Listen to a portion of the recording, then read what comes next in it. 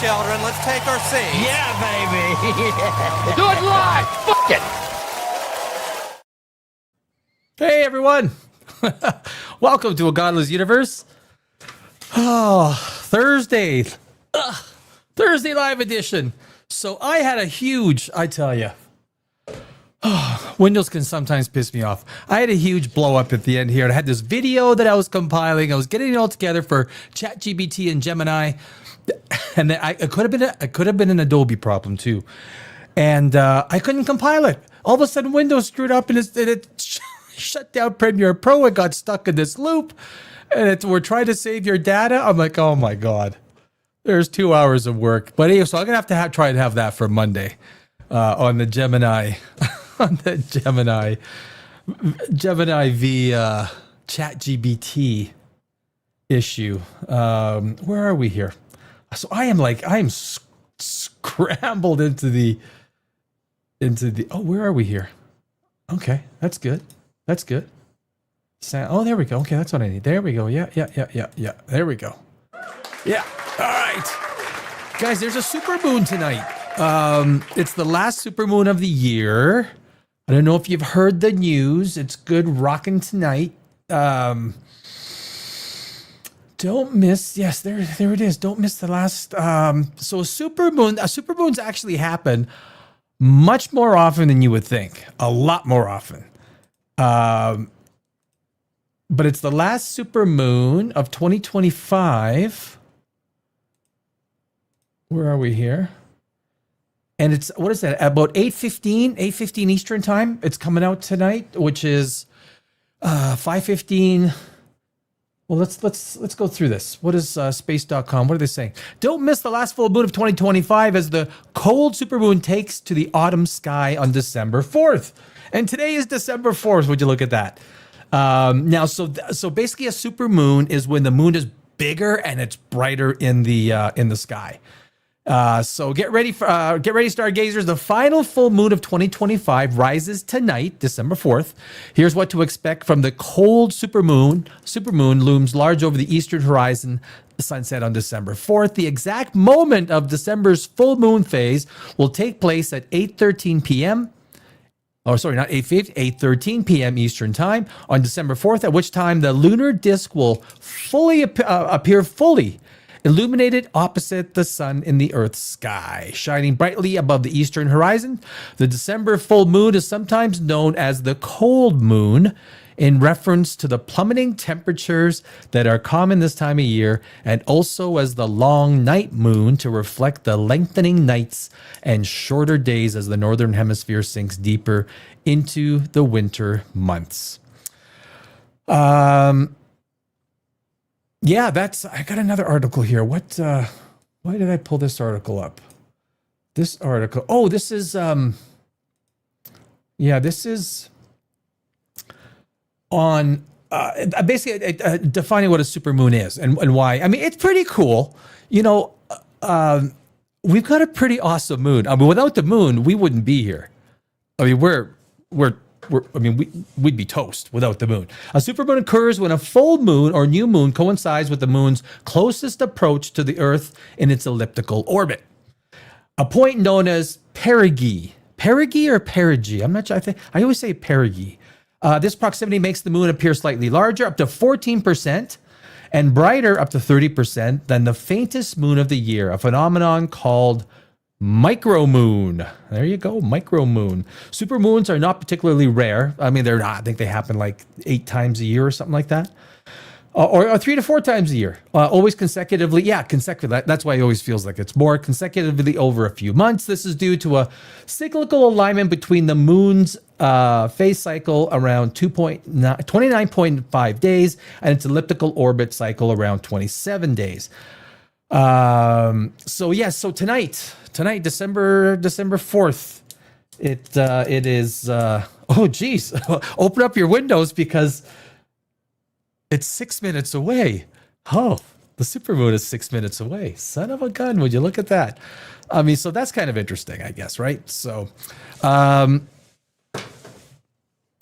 what else there was something else that was going on that I thought I was going to that I was going to talk about. Was it business?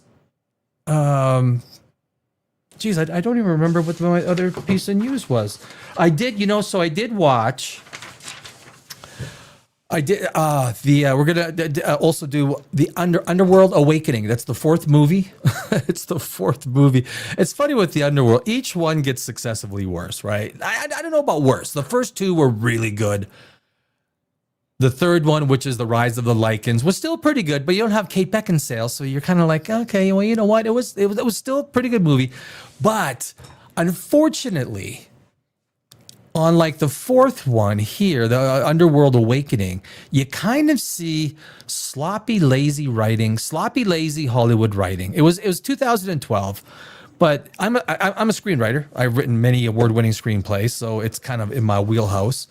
It was just so weak. It was terrible. I mean, it's just terrible. So I gotta talk about that. Stories need a certain type of structure, right? The whole idea behind protagonist, antagonist.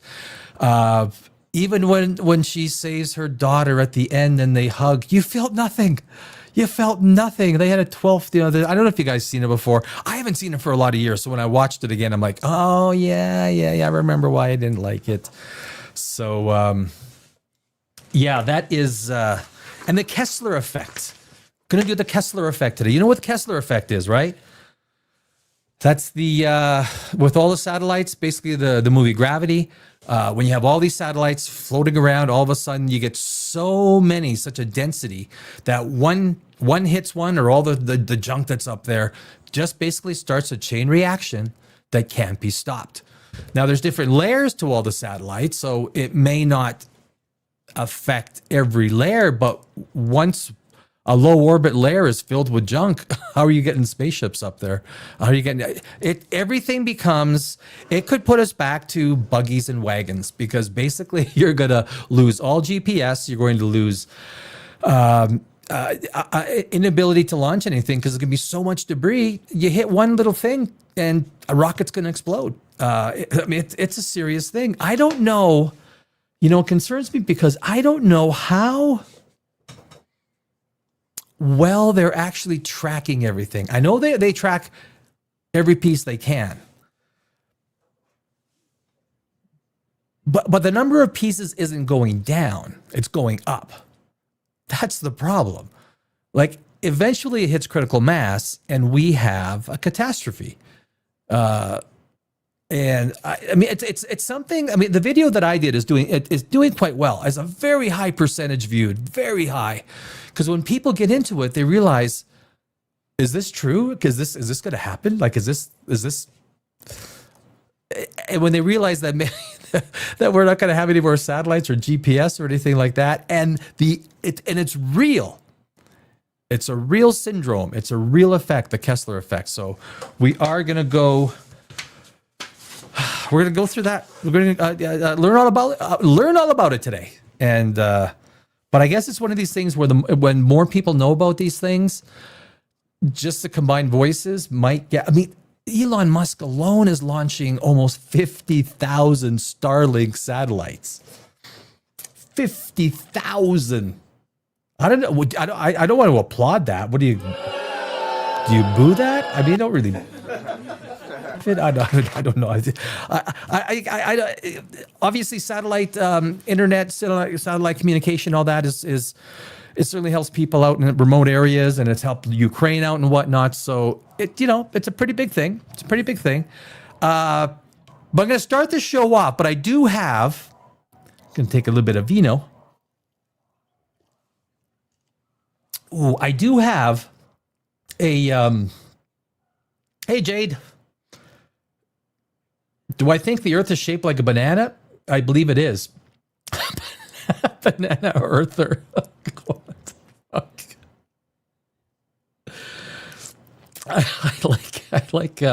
I like the. You think the Earth quantum chromati 3621. You think the Earth is shaped like a banana? I believe it is. He's a banana earther. You know what? I'll join that cult. My irrational fear is being killed by some space toilet debris, right? Yeah. Yeah, I got killed by a piece of poop. Big piece of poop came and smacked me from space. Yeah. It could happen. It could happen. Anything could happen. I don't know. I don't know what's going on with this world anymore. I mean, I've been playing a lot with Gemini. A lot. Most of what I do is on the creative side. So, but one thing I did learn today, and this is really interesting.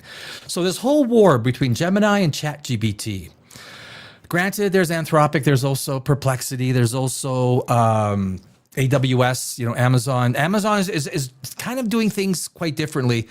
I haven't used theirs, so I really I don't have enough information to make any comments about Amazon's. But the one thing, and I mentioned it yesterday, the one thing I really like about ChatGPT, I mean, sometimes the queries take longer than they should, but it has a memory. It has a really good memory. So when I place a query about something previous and I don't want to explain the whole thing, I just mention it and I get a pretty good response back and remembers. Gemini is like it's got the memory of a spider. Like it remembers like a few seconds, one query. I've tried some stuff with Gemini. It needs a better memory, but I just found out. So is ChatGPT is actually enhancing its memory. So I don't know if you guys use ChatGPT or if you're not using AI, you're going to have to start. You shouldn't be Googling anything. You should be punching it into. Take Gemini. I don't even talk about Copilot. Who the frick talks about Copilot? Which is basically, OpenAI ChatGPT, right? I never use Copilot.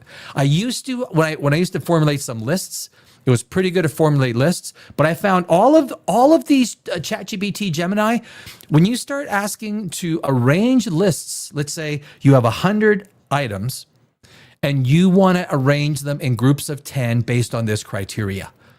So you'd have 100 items, or even it's 50 or 40. And then you go through and like one group would have 8, one would have 12. It's like, okay, okay. Gemini or ChatGPT can't count. Copilot can. Copilot was the best. This is pretty basic. That's pretty basic stuff. I haven't done anything like that for 2 or 3 months, so I don't know if I haven't had a need for it. But what ChatGPT is doing is they are expanding the memory so that literally when you have a whole bunch of previous files opened up, it will recollect. It will literally have a full memory of everything that you've queried based on all of your old files and folders and everything. I got a lot of them. That is huge. So a very robust memory in ChatGPT. Now, apparently 5.2 is coming out with a whole bunch, like they know they're pooping. Like when they went to, like when they issued a code red yesterday, Sam Altman. I mean, I think it was,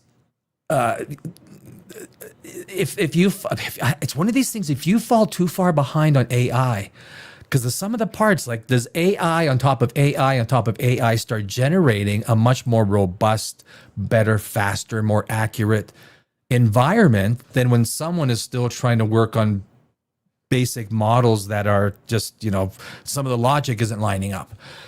I think I've only used Grok a little bit. I don't know if you guys, Zach says AI is being developed for the sole purpose of cat videos. All other applications are irrelevant. Zach might have a point. Exactly. No, that's shit. Yeah, you know what? That could be true. All the AI services are hosted on AWS. That is true. That's true. Or at least some sort of AWS server bucket. That is true. I mean, Amazon hosts basically almost they are the world's biggest hosting service, right? So if Amazon goes down, so does all these services. Yep, that's very true.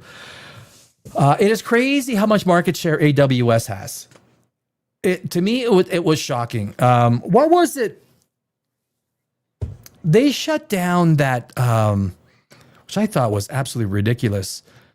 At the end of the Trump's last administration, they shut down that one it was like X, wasn't it? They shut one. They just turned it off. It's like, well, that's real free markets of you. I mean, that was like, holy cow. I mean, that was shocking. AWS would just arbitrarily just turn an entire system down because of Amazon controls the internet. Amazon controls a lot. You know what I've been trying to do, the Lube Master? I have been trying to, and I think this is, I was watching, I wake up really early, right? So I'm like a 2 a.m. guy. After the live stream, I have a little bite, and then I go to sleep pretty quickly. I go to the gym at 3, I come back, I sleep for an hour or two. But a lot of times what I do is I will watch these catch-up videos. I just catching up on news, life, people, and the amount of people that are going through some sort of distress right now, whether it's AI inflicted, it's only going to get worse, it's really crazy, right? The amount of layoffs and the amount of layoffs that are going to come, like people have got to educate themselves. There's so many jobs that are on the chopping block, and business is going to chop it, especially with these strides that Gemini is making, these strides that all AI is making. But one thing I was also watching, the number of bankruptcies. Small business bankruptcies have, I think, the highest since 2008 or 2009. I mean, it's small businesses being wiped out. And I blame the government. I blame them because of COVID. So you were a small little boutique, and they didn't want people in a small boutique, 4 or 5 people in a small boutique, but having 1,000 people at Walmart is okay. That's okay, right? That's okay by me. I like turtles too, if you're talking about the candy. But I think it was the biggest wealth transfer. So the point is, so many small businesses are going out of business. If you can shop locally, man, shop locally, right? You just try and.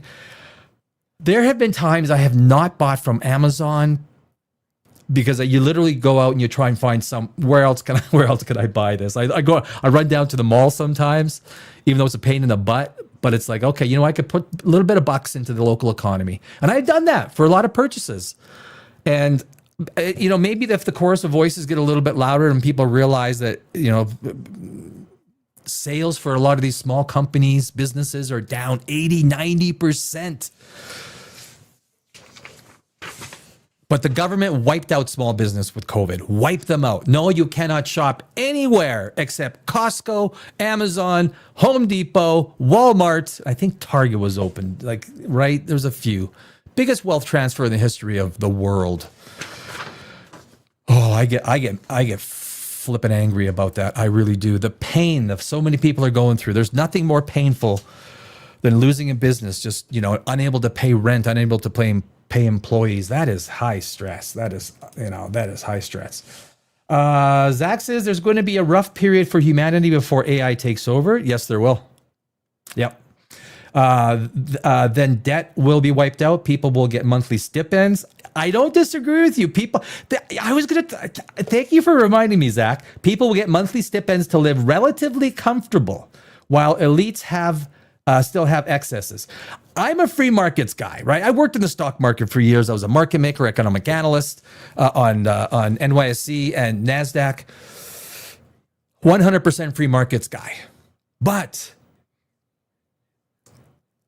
there's never been a time where this kind of concentrated wealth has been in very few places. And I blame the Justice Department because they are not stopping these companies from growing to freaking behemoths.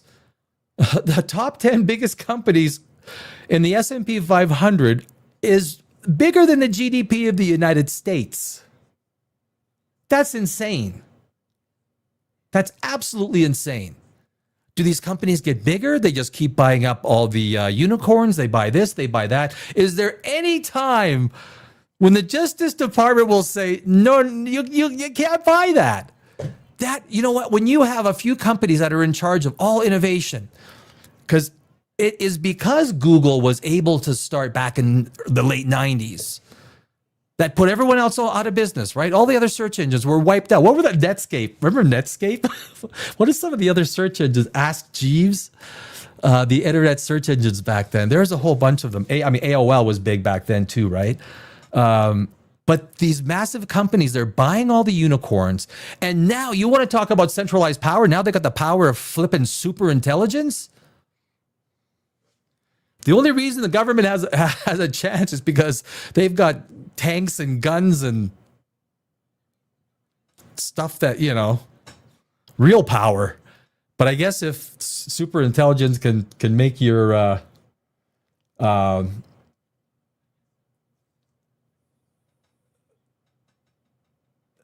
what? Oh, geez. Your content is gold. Can't believe you don't have any more viewers. Oh, Zach, I just started. Thank you, Zach.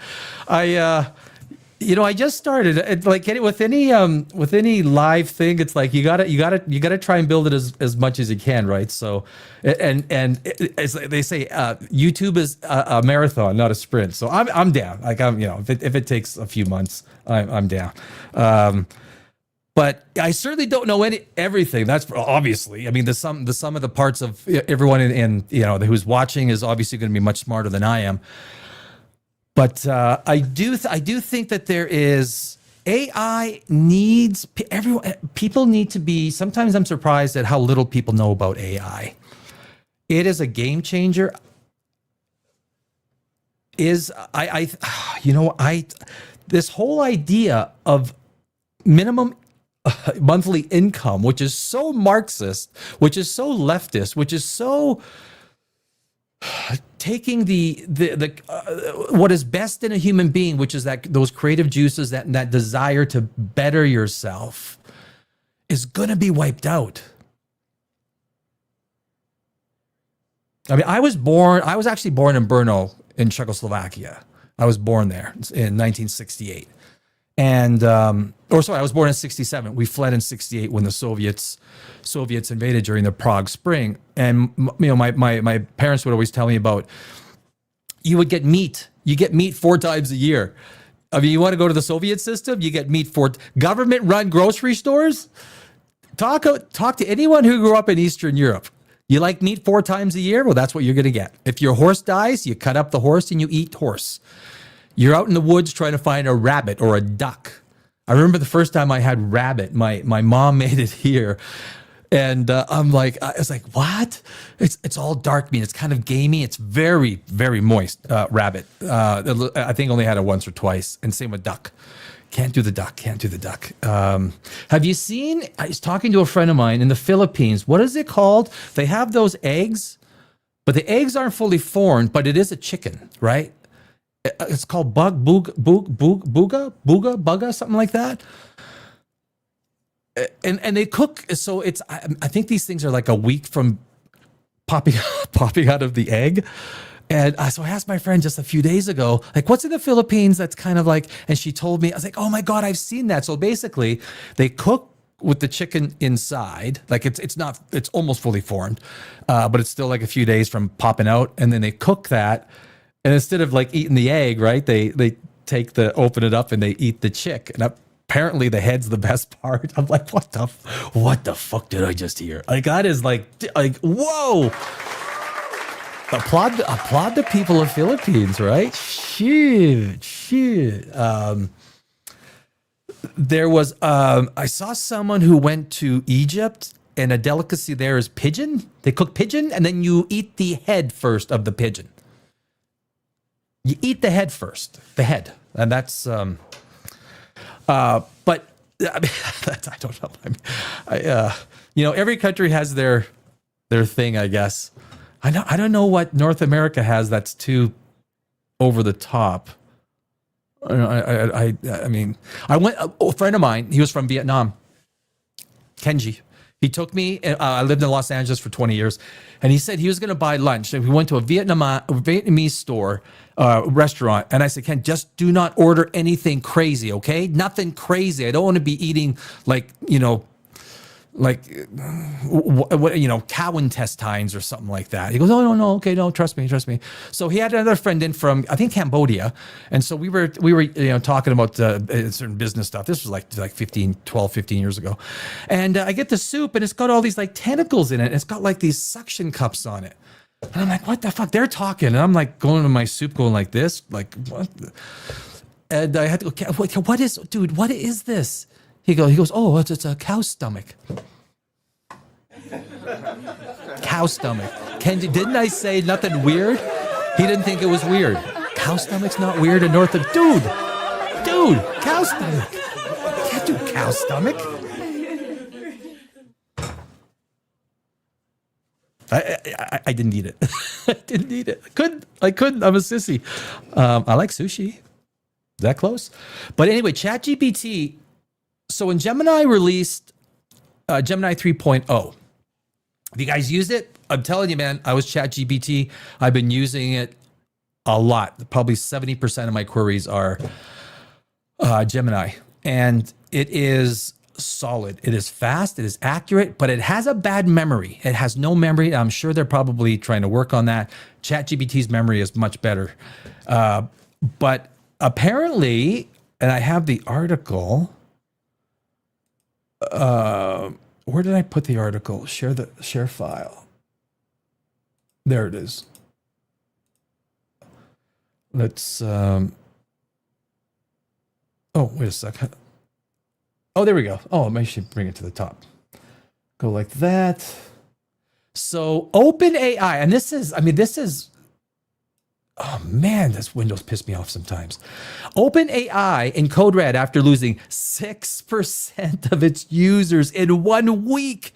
I mean, that is monstrous. 6% due to Gemini 3 reports. I get it. I totally get it. Now, there were some things that I thought Gemini or ChatGPT did better today. I was getting some information. I'm doing a video on Alien the Nostromo, the spaceship, in terms of what the Weyland Yutani company, what's the real story behind Nostromo, what kind of FTL drives they use. They used basically 2 different drives, but I was trying to assimilate all this information. And ChatGPT actually gave me better information on the Nostromo. But Gemini didn't do too bad. But overall, I felt that the ChatGPT was a little bit more robust. And I don't know what agreements all of these AI, because all of these AI companies have different agreements.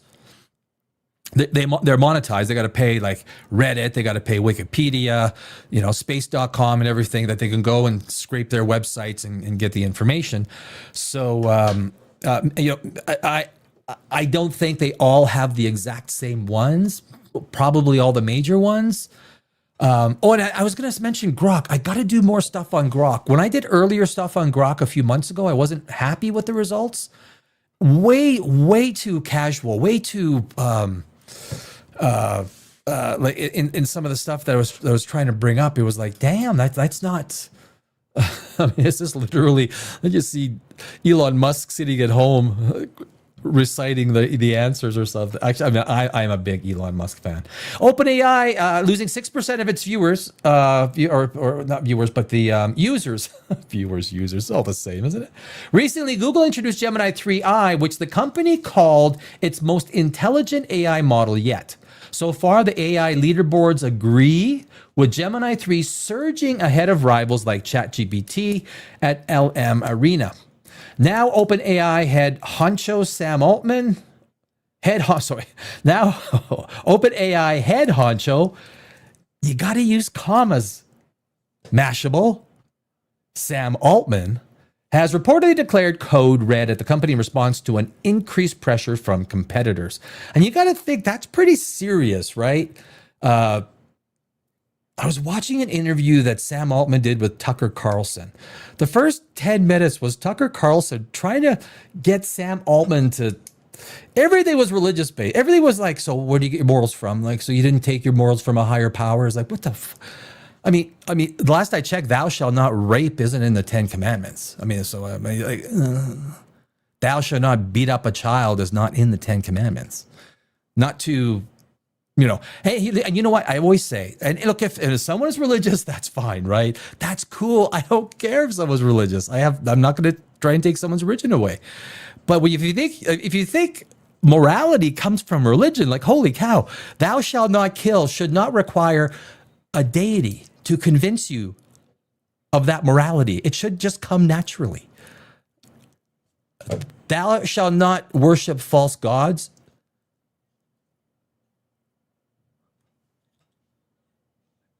Hello, you in there? Tucker? You in there? Hello? Tucker, read the 10 Commandments and help me out. Help me out. That's all I'm saying. The announcement came in the form of a memo that was leaked to the Wall Street Journal. The contents of the memo are largely unknown, but the message was direct. OpenAI has some serious competition. No, OpenAI has fallen behind competition, the likes of Gemini 3, Anthropic's Claude, and I don't know. I used to use Anthropic a little bit. I don't know if anyone else has out there what your experience is with it. Maybe I'll try some over the weekend. And the company needs to do something about it. Well, according to a post on X from a former Googler, Didi Das, OpenAI has lost nearly 6% of its traffic since Gemini 3 launched. The data is sourced from SimilarWeb, which says that ChatGPT went from 203 million average daily visits to 191 million. If the data is accurate, it means OpenAI lost about 12 million people per day over the last week. Now, I would be interested to know if Thanksgiving had something to do with that. If there was just less queries because people were eaten. They were eaten. Oh, then it says right there, some of that might be due to Thanksgiving, but it's a big shift. Maybe I should have just finished the paragraph, right? This is why OpenAI is in code red. There's a little bit of a graph. It's tough to sort of see that graph, but you can see it decline. At the bottom, you can see the traffic decline minus 6%. The problem started months ago when some slips from the reigning champion AI chatbots. When GPT-5 was released earlier this year, it was immediately criticized for its less friendly tone compared to earlier models. I just noticed that a lot of the queries took so long. Criticism was so intense that OpenAI ultimately decided to bring back GPT-4. That's 4.0, right? Not 40. The data shows that GPT-5. I also use DALL-E, D-A-L-L-E on ChatGPT, which I find a little bit more creative and robust in certain areas. So, but its lack of personality irked hardcore users when used the bot every day. Plus, OpenAI has been walking a tightrope to balance functionality and safety, which it has not done particularly well. It does it quite well because I used two words, killed and died, and ChatGPT wouldn't produce the results. Gemini was like, yep, there you go. I'm like, all right, that's a little more like it. Adobe, if you guys, so Photoshop, I'll be Photoshop. You know how you want to extend the picture, so you add, 500, or let's talk percent, like an extra 10% to the right side. So you do a generative fill. There's sometimes it'll say sorry, and I look at the picture. You think that's a little kid in that picture or something? Adobe is so bad at picking out, things that, like, it'll stop the generative fill because it thinks it's something bad, and then you always get a response. So I always tell in my mind exactly, but Adobe is frustrating. Adobe is frustrating. So, despite. Not that high. Hey, come on. Despite the criticisms, it seemed OpenAI was destined to keep its top spot among the AI chatbot competitors. However, Google released Gemini 3 in late November to nearly universal praise, and I was shocked. My first query was like, wait a sec, is this what, something's up?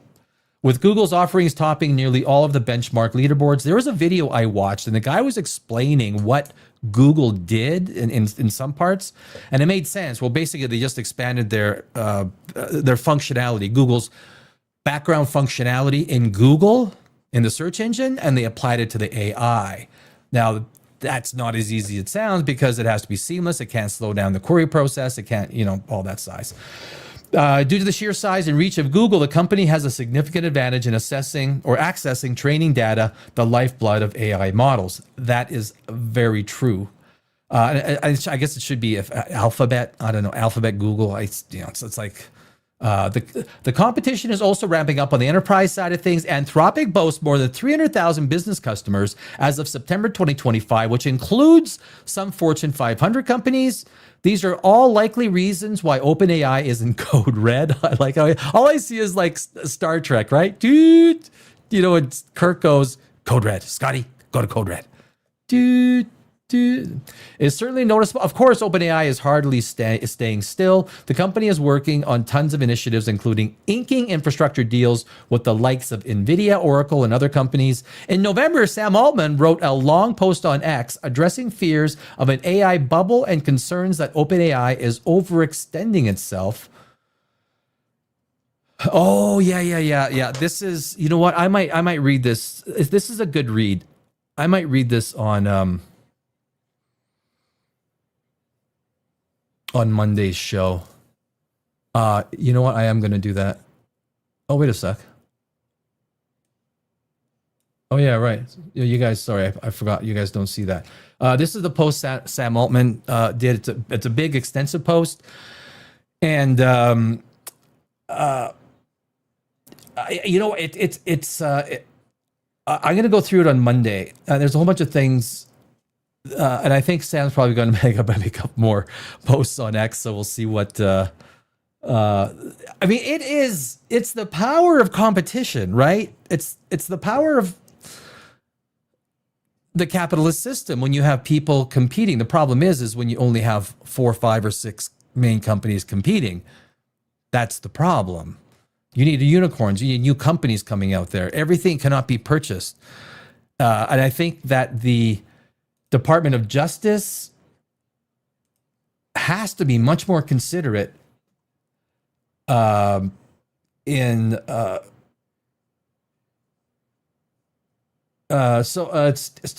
says it comes down to cost for use. It is, but they're all pretty cheap to use. Like for the value that you get, 1 or 2 human thumbs up. Okay, Singus. Okay, well, I'm not gonna.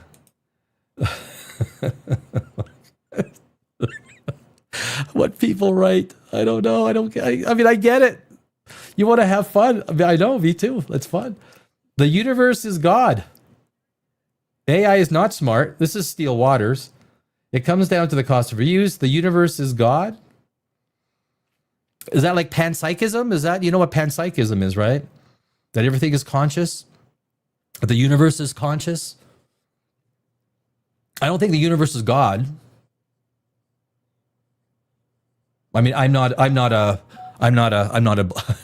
believer. I didn't drink the purple Kool-Aid. Not yet. I haven't drank the purple Kool-Aid. And if you have, and I would love to believe in heaven. Who wouldn't? It's like, seriously, who wouldn't? To have this belief that after you pass on in this world, you go into some absolutely fun shits and giggles life that is like, but entropy does not exist in heaven, right? That's what the Bible's saying, or whatever. Entropy does not exist because entropy, there must be no laws of physics because entropy is, one of the laws of the universe. But I tell you, I've met a lot of hardcore evangelical Christians, and I'm not sure spending a lifetime with them would that's more like hell. They're like, come on, man. I'm not putting anyone down. I hate putting people down. I do. I really do. I'm not a put down guy, AI is not smart. It's smarter than me. I shouldn't say that. It's not that. It's, it is there's going to be a point where the compute power, especially what these chip, the new, was it Blackwater? What is it called? Blackwater, right? The new NVIDIA chip. Over its last chip, it was something like 200 times faster. This is one generation of chip up. And you're getting 900 times or 200 times the compute power. And so the next one is going to be So much more significant. It's not fear mongering. You talk to the 2 million people that have lost their jobs, Steele. It's not fear mongering. Tell everyone that's lost their jobs, or the fact that 600,000 people at Amazon. Oh, they'll happily lay off 600,000 people at Amazon. In California, at $20 an hour for fast food, I mean, they're just looking for ways to lay everyone off. Thanks, Gavin. I mean, Gavin Newsom is about as dumb as you get. Like, he really is. That's in every industry. Of course it is. AI will affect almost every industry, some more than others. But the industries that we thought were absolutely untouchable. Coding. Remember coding? Everyone say, oh, you go be a coder, you'll be making $250,000 a year for the rest of your life. Until AI comes along, and then you'd be, now you're picking pop bottles. Because no one wants, I mean, maybe there is every new technology, like the internet, right? Everyone said the internet was going to end jobs, and it created more jobs than it destroyed. But the problem is, it's like robo-taxis. It's just, if you have robo-taxis and all the truckers lose their jobs, all the Uber people lose their jobs, all the delivery people lose their jobs, all these people, all the freight crane operators. Well, I don't know about crane operators. I don't know. Yeah, you're talking about millions of jobs, just millions. And that's not fear mongering. It's not fear mongering to the people that just, the 2 million people that have lost their job right before Christmas. We need to learn new skills. Yeah, I always say, learn to be a robot repairman. That's what you want to do, a robot repairman, yes. My robot's elbow isn't, it's kind of like going one of these things, and it's like, I can fix that for you. It'd be $2,000, but I can fix it for you. It's like, all right. But I do think there is something, who was it? I forgot someone that mentioned, I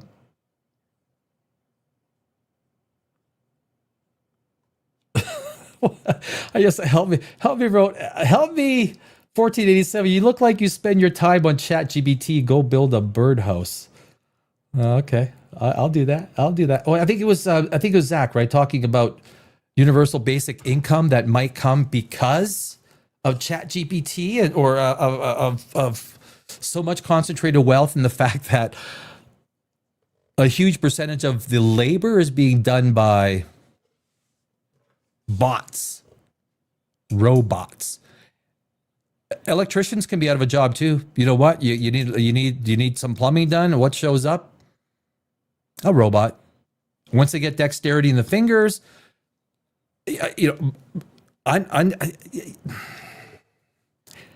you get no plumber's butt, right? That's the big thing. You get no plumber's butt when the robot comes in. Is Tucker Carlson in there? Tucker.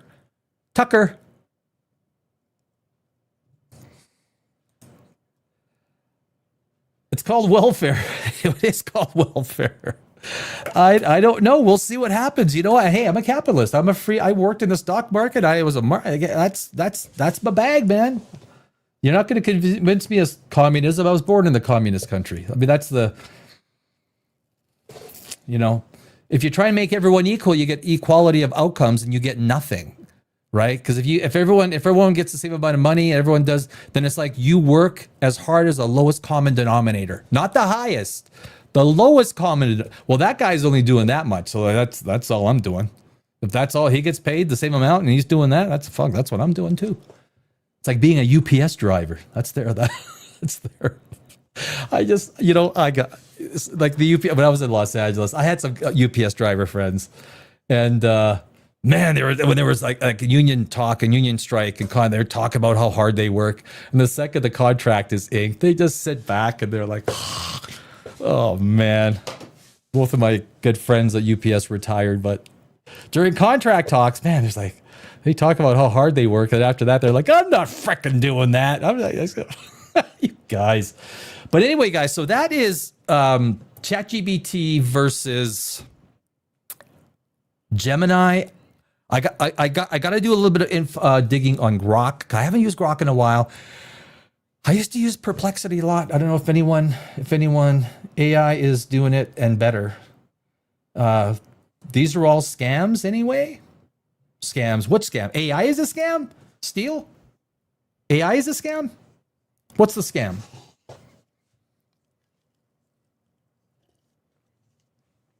AI is doing. Yeah, well, if AI, look, humanity has always been the lowest common denominator. They seem to be the weakest link in the business cycle. That is why humanity is being replaced. But also, labor is expensive. I mean, I had an online warehouse, and everything has its place. So if you just have a robot go down down the warehouse and it's just picking things, it's just doing the exact same thing. It's scanning barcodes, double checking, plumbing. Plumbing. Oh, yeah. I mean, I think if AI might easily build a fence,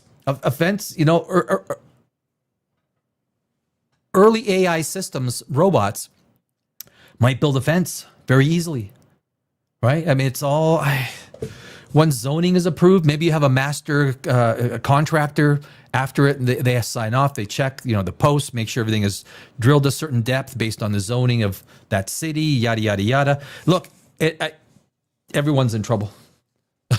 I mean, everyone's in trouble. Or I don't know, trouble. The thing is, no one really knows what to do. No one really knows how to. If you have a skill, how do you augment that skill to become a better person within an AI society? Just like the internet, right? We didn't know what was going to happen to society with the internet. I mean, no one really knew. And there was Y2K. Remember Y2K? Everyone was scared of Y2K. Oh, man. I was like, you're going to and everyone was singing Prince 1999 and then Y2K. No one was going to be able to get cash out of the bank machines. And of course, none of it happened. None of it. So I don't know. Who knows? But the layoffs are real. The layoffs are real. So,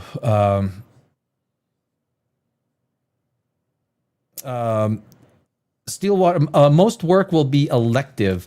I think, yeah. What scares me is always the politicians. Politicians get progressively worse. The system gets progressively worse. 38 trillion in debt. 38 trillion in debt. I mean, there's a lot of problems. I mean, I've always said the Federal Reserve, even when I worked, when I was on Wall Street, as being a market maker, economic analyst, I never believed the numbers. You can't believe the unemployment numbers now because a huge chunk of the economy is the gig economy, right? Contractors aren't counted in that. If you work like 2 hours a week, you're considered to have a job. You could have 2 part-time jobs that gives you 11, 12 hours per week. No, you're employed. You're employed. Check that off. Yep, you're employed. The numbers are there to fit an agenda. And the economics of the Federal Reserve, inflation at 2%. I mean, we see by technology is deflationary. There's no reason that you would need to stew. Hey, Zach. Oh, thanks, Zach. Steel, California is hitting that over the head too. Yep. Oh, California's it's a disaster. California. I forgot what was I saying? Damn it.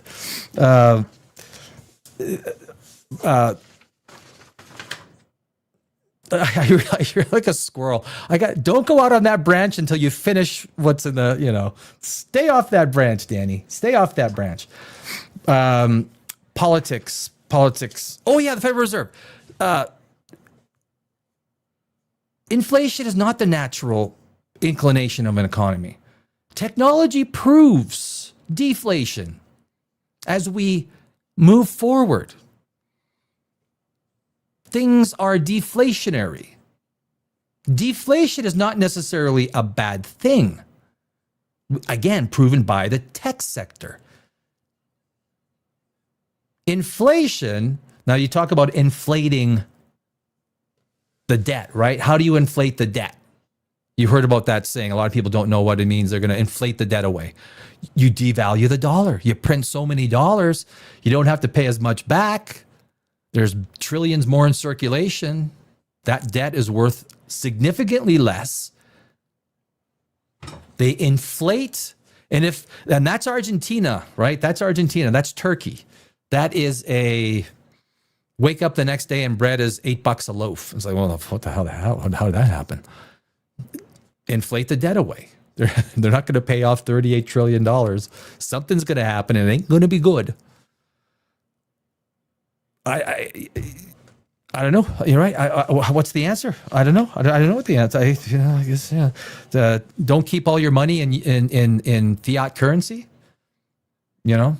Have some money in just basic assets, or I don't know about buying gold and silver at these prices. Every time it gets too high and you want to get into something, and you always buy when you're buying at the top. It a few weeks later because you're down 50%.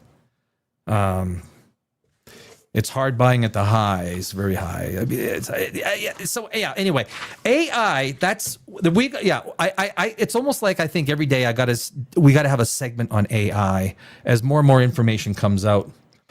The job numbers are a lie. Yes, they are, TJ. You damn right they are. When I worked on Wall Street in the late 90s and early 2000s, we all knew, like all of us, we never bought into the numbers. It's like, oh, they're good again. Oh, they're good again. Oh, they're good again.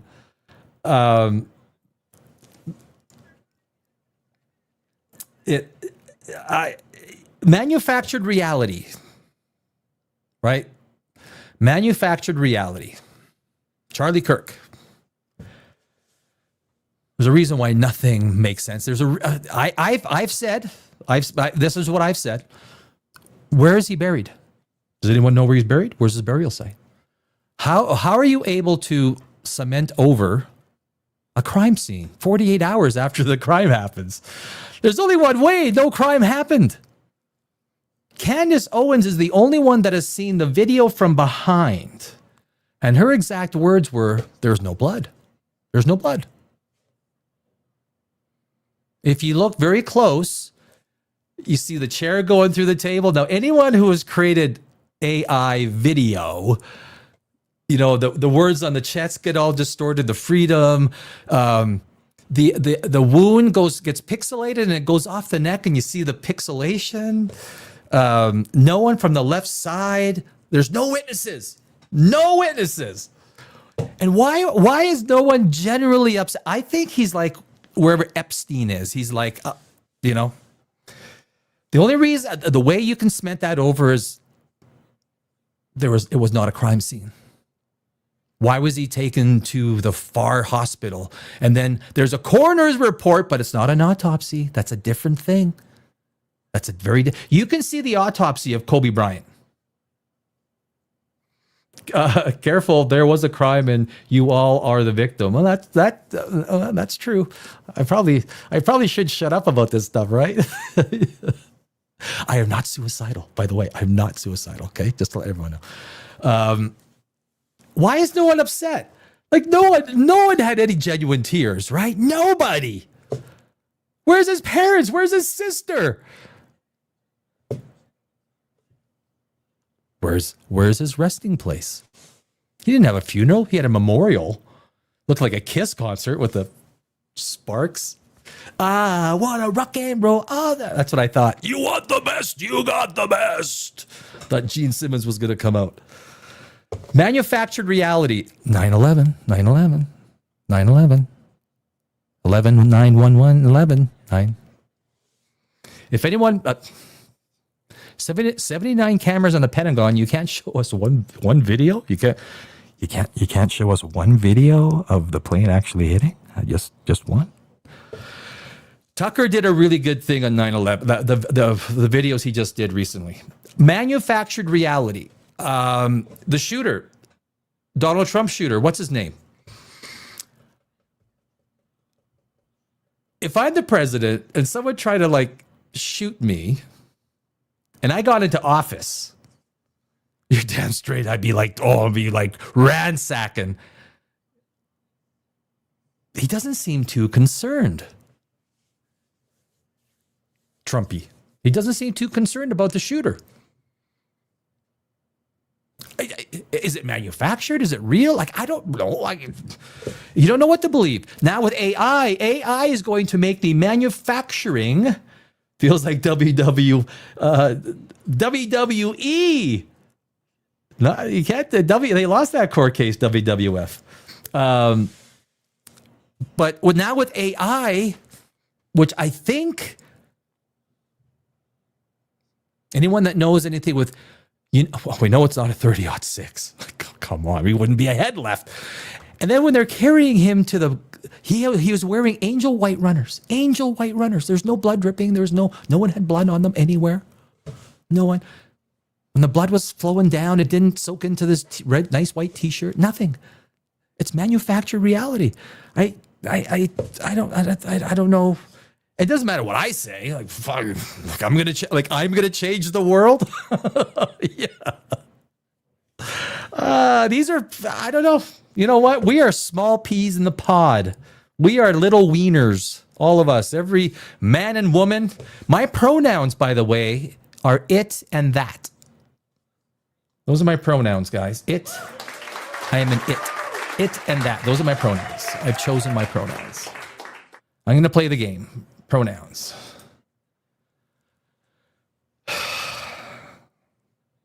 Kind of feel proud. That cell phone video was quite convincing, right?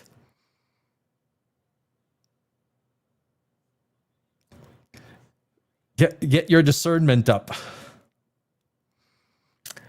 AI is going to allow the government to make manufactured reality easy. Easy. Because the media, when something comes out from the government, the media takes it. And that's the story. They just verbatim, right? It's like on 9/11 when the guy finds the passport from a plane that hit 1,000 feet up there, and someone, hey, I found a passport. What? The passport survived? Those Saudi passports are fire retardant. Or fire retards? Fire retardant? I think he was offered because he was a threat to the new. Yeah, of course he was. He started questioning. You get to that level. Charlie Kirk had power because he could sway opinion very easily.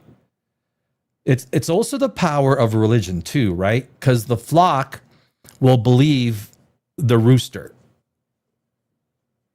That's basically why blind faith, blind faith does not no questions. You don't question. You just blind faith it. You believe it, and so everything top down is believed. And hey, if someone chooses to be religious, I will. That's their choice. I'm not going to convince anyone otherwise if they choose religion. But when he started to question certain things, yeah, he was. There's a lot of funny things that go on, but with AI, as it gets better, you will not to be able to. Stuff will come out. Everyone's going to believe it because it looks real. The government. It's not illegal if the government does it. Just if we do it, but if the government does it, it's okay. I don't know. It's a whole new world. It's a whole new paradigm. And being chipped, I talked about this yesterday. We'll all be chipped. We will all be Borg one day. We will all have, when inorganic electrical signals communicate seamlessly with organic, meaning the brain electricity, and then we will have various versions of brain chips in our brains. It will happen, and you'll have to go there.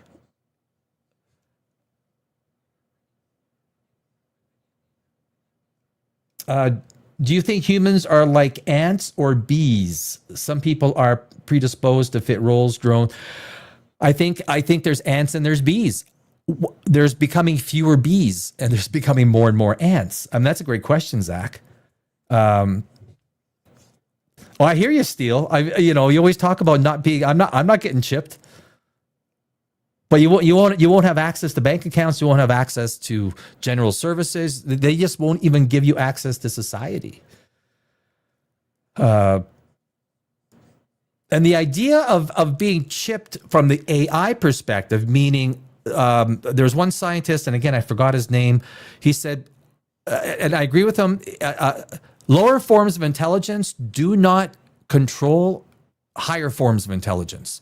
Superintelligence AI. When superintelligence AI gets to that point, dumb humans will not control the super AI. The only way to effectively ensure our continuance is to merge with it. To merge with the AI. How do you get the most benefit from superintelligence? Merge with it. Put it in, or maybe it's behind the ear. And people will ask, maybe 50 years, 100 years from now, maybe 20 years from now, what version? Hey, I got the latest chip implant. I can hear things at 500 feet now. I don't know. I'm just making this up as I go along. The only way that we can compete with AI is to merge with it. I did a video, will AI turn us into Borg, a few months back, and people laughed. I mean, I thought it feels a little far-fetched. No, actually, it was about a year ago, I think I did it. But it's not far-fetched at all. It's real. The only way we're going to control it is to harness it. And maybe that's the natural progression of, I don't know. All of the images that we see, all the telescopes, the thousands of telescopes looking out there. We're taking pictures of black holes. We're taking pictures of stars. We're taking pictures of we see no evidence, no residue that an intelligent species was there or doing something. We find small anomalies like that one. Like there's no way, and no one's building a Dyson sphere. Even Freeman Dyson himself was embarrassed by that concept. That wasn't his concept. The Kardashev scale is a 1964 Soviet Union creation. And the Soviets weren't that bright. Everything in the Soviet Union is bigger. It's bigger, comrades. So we bigger, and the bigger it is the better. Remember the Tsar bomb, the biggest nuclear bomb ever? For the Soviets, the bigger was better. What we're realizing is everything is going nano. So when we can break up atoms and get that energy, and we only need a fraction of the energy when we break up atoms, right? It's the same with fusion. Fusion still only results in a fractional energy release when you fuse two hydrogen into a helium.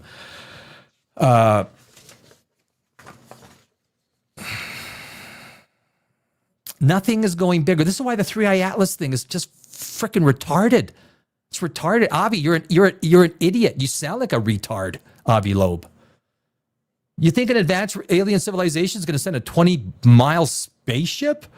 No, they'll send little tiny nanobots that take a fraction of the energy. A fraction of the energy. They got little, video cameras on their horns or something like that. They send a mothership? No, we're not going to land and we're going to just fly around. We're going to spend 1/3 of our sun's energy output to fly to this solar system.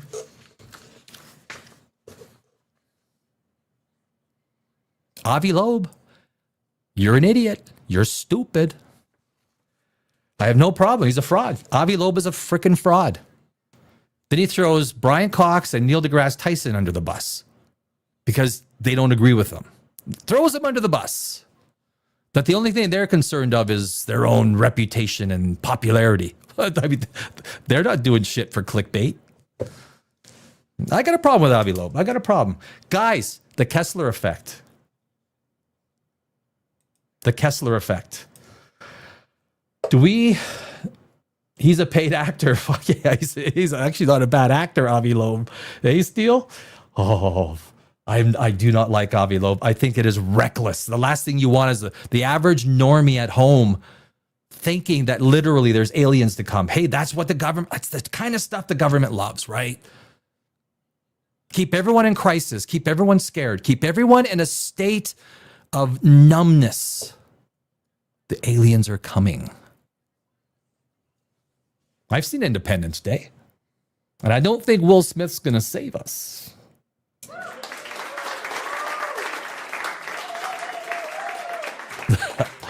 Okay, video file. So the Kessler effect. If you guys, I thought I had it set up. What is it? Oh, I gotta go. Okay. Lucky I'm organized. Lucky I'm organized. I got to find, oh, okay, wait a sec. Video, okay, yeah, video channel. So I got to go to, where is it? Maybe I'm not organized. There it is. 4th, December 4th, show files. Kessler. The Kessler effect. Okay, so the Kessler effect. So this is a video that I did. I'm going to upgrade this video. I did this video about. It has like almost 70% watch time. So it's one of my highest videos that has like the highest watch time, and a very high CTR, especially off of search. It's like 12% click through rate. But so the Kessler effect, of course, if you've seen the movie Gravity. That movie was such an amazing movie. The way they did all the pieces coming, and Sandra Bullock had to go to the Chinese space station, and that was wiped out. I mean, the special effects were awesome. But this is a matter of fact, right? The Kessler effect grows more and more possible by the day. When do we hit critical mass and a chain reaction happens and we're put back to the Stone Age? AI is toast at that point in time. AI is, we're buying horses. Yeah, mule. Yeah. The Kessler effect is essentially a feedback loop of destruction. The more objects launched into space, the higher the risk of collision. The more collisions, the more debris is created, increasing the chance of further collisions. If left unchecked, it will make entire regions of space unusable, stalling technological progress. The movie Gravity from 2013 is the best visual example of how the Kessler effect would destroy anything in its path, and could do so even if all of the fragments were small. The one thing that would be different is the fragments would be coming at you at a speed of 18,000 miles per hour, so you wouldn't see them at that speed. I mean, that is so well done. I did an Avatar video going through their space tech. James Cameron has done an amazing job using actual physics for his space tech for the ships to get from Earth to Pandora. Basically uses a giant laser to shoot at a mirror that, and all those photons, even though they don't have mass, they have momentum. And that momentum takes the ship to 70% light speed. However, at 70% light speed, a 1 milligram piece of dust or grain or pebble, one milligram traveling at 70% light speed is equivalent to 8.6 tons of TNT. 8.6 tons of TNT. Now, obviously, this stuff isn't going at that speed, but this stuff is going at what, 20,000 miles per hour, right? You take a 2-pound object at 20,000 miles per hour, the inertia and the force it hits with, oh my. The destruction would appear instantaneous to an observer, and there probably wouldn't be any survivors. There are over 100 million pieces of space junk orbiting Earth. They range from small paint flecks and metal scraps to defunct satellites and spent rocket stages. According to the European Space... That is a real picture of all the debris that they follow. They follow every single piece of debris. And of course, every year there becomes more and more debris. Scan tight, you're watching the Kessler effect. A video on the Kessler effect. Agency, there are almost 40,000 pieces of debris to come. The What? Kessler effect, I didn't do technological anything. progress of Sorry, space. guys. I did not do that. Was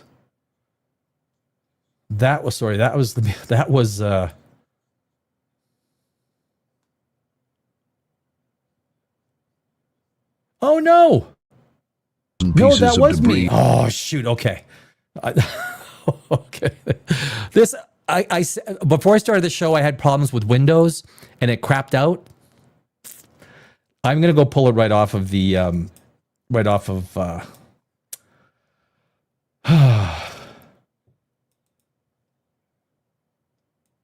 My apologies. My apologies. It's no good. Okay. Godless universe.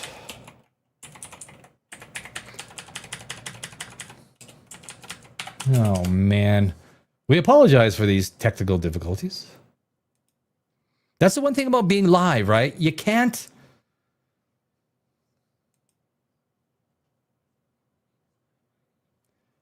Okay, so I want Kessler. I'll just play right off of the...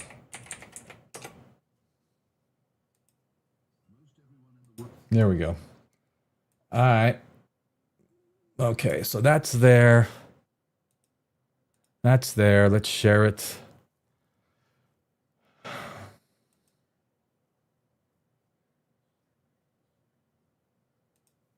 The world is oblivious to the global catastrophe that lingers above them in space. It may sound alarmist or overly dramatic, but the end of our civilization that lurks above us is something that very few people around the globe pay any attention to. It's the Kessler effect, and it's a real-life scenario that can end everything as we know it. An event that has the potential to send... Is the volume okay? It's not too loud? ...humanity back an entire century for decades, even centuries to come. What is the Kessler effect? Thanks, Steele. It's a situation where a chain reaction of collisions between space debris creates an impassable cloud around Earth. This scenario was first proposed by Don Kessler in 1978, predicting that satellite collisions would start happening in Earth's orbit by the year 2000. The first satellite collision occurred in 1996, and some experts believe that we are already at critical mass in the low Earth orbit. When two pieces of space debris collide, they break into many smaller fragments. They in turn collide with other objects, creating even more debris that is traveling at 18,000 miles per hour. 18,000 miles per hour. Now there's some big pieces up there. At 18,000 miles per hour, that stuff is hitting, like some big pieces will hit like a nuclear bomb. And of course, when they hit, they create more smaller pieces, thousands of more pieces. And that's why the movie Gravity was, I thought it was, it was a good movie. It got a lot of attention. I kind of felt it should have got more attention by the powers that be. This cycle would quickly escalate, And it didn't. making Earth's orbit a dense, impassable cloud of space junk, threatening every country and every civilization on Earth for centuries to come. The Kessler effect is essentially a feedback loop of destruction. The more objects launched into space, the higher the risk of collision. The more collisions, the more debris is created, increasing the chance of further collisions. If left unchecked, it will make entire regions of space unusable, stalling technological progress. The movie Gravity from 2013 is the best visual example of how the Kessler effect would destroy anything in its path, and could do so even if all of the fragments were small. The one thing... Well, the smaller, the worse it is, right? You get all these big pieces turning into little 1 pound pieces or half a pound pieces. I mean, a tenth of a pound piece hitting the space station. I mean, that could be a critical, that could be loss of life. It's 18, 20,000 miles per hour. You do the math on that. I mean, it's a lot of... thing that would be different is the fragments would be coming at you at a speed of 18,000 miles per hour, so you wouldn't see them at that speed. The destruction would appear instantaneous to an observer, and there probably wouldn't be any survivors. If you guys have not seen the movie Gravity, if you haven't seen the movie Gravity, like, you've got a treat. The special effects, even when they get into the sort of the psychological issues that Sandra Bullock's character had, and I'm a screenwriter. If you Google Danny Alex screenwriter, you'll see I've won hundreds of screenwriting awards. So screenwriting in movies is kind of in my wheelhouse, science fiction and whatnot. But if you haven't seen Gravity, it is a well-written story, well-written screenplay. The special effects are phenomenal. The tension is real. The way they create the stakes and the tension. If you haven't seen it, you got yourself a treat. Watch Gravity. There are over 100 million pieces of space junk orbiting Earth. They range from small paint flecks and metal scraps to defunct satellites and spent rocket stages. According to the European Space Agency, there are almost 40,000 pieces of debris larger than 10 centimeters being tracked by ground-based radar. A countless number of smaller fragments are moving through space at speeds that give even the tiniest of pieces the power to destroy large satellites. Even a small paint chip traveling at 18,000 miles per hour could punch a hole through a satellite or spacecraft, while larger debris, such as defunct satellites, pose more serious threats. In 2009, a retired Russian satellite collided with an active US satellite, creating over 2,000 pieces of trackable debris. Imagine if this happens multiple times. One collision, 2,000 pieces. And I don't think the Russians are as careful. Even if they're not as careful, their tech doesn't work. I mean, you saw their robot, right? He's no bueno, senor. He's no bueno. It's a problem that can easily spiral out of control as more and more objects are launched into space. Massive projects like SpaceX's Starlink and Amazon's Kuiper have already sent tens of thousands of small satellites into orbit. This alone can cause the problem to grow exponentially. These projects will dramatically increase the number of objects in orbit, bringing the Kessler effect closer to reality. If the Kessler effect were to occur, it would make space unusable, leading to the collapse of the entire satellite infrastructure. And you think about what happens if we lose satellites. We lose all GPS. We lose, I guess, we would probably still have, computers, but we wouldn't be, our ambitions leaving our atmosphere are basically toast. You can't launch a rocket because we have so much debris up there. It becomes way too dangerous launching a rocket. I think what they have to do, they have to find ways to clean the junk. I mean, you guys made the trash. Are they trying to develop ways to clean up the trash? I'm going to research that. This would result in the loss of global communications, make huge parts of the internet unusable, impact cell phone service, and anything that relies on the network of satellites to work, which is almost everything in today's world. Accurate forecasting of the weather and climate would be impacted, as the majority of information used for climate monitoring is provided by satellites. The financial industry, stock exchanges, international trade and banking systems rely heavily on the global satellite system. They would all be greatly impacted or could possibly no longer function given their complete reliance on the network of communications satellites. The loss of GPS alone would cause chaos in global transportation, agriculture, and other industries that rely on precise positioning systems. It would be a disaster. And unfortunately, Steele, I don't know if Gravity is on Tubi. I don't think so. I think it's Paramount. The Paramount or Universal? Who did? I'm not sure who did Gravity. You'd have to check in your area who might be carrying Gravity where you stream it. Send the human truck drivers. We might have to.